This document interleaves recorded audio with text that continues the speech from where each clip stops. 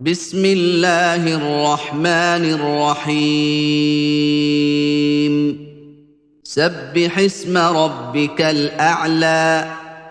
الذي خلق فسوى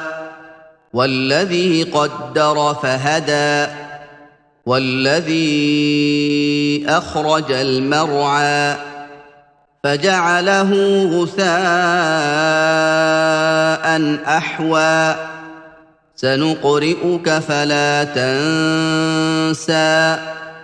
إلا ما شاء الله إنه يعلم الجهر وما يخفى ونيسرك لليسرى فذكر إن نفعت الذكرى سيذكر من يخشى ويتجنبها الأشقى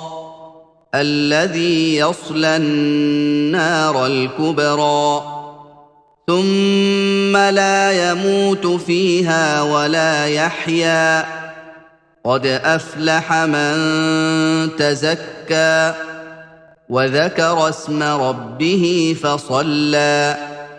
بل تؤثرون الحياة الدنيا والآخرة خير وأبقى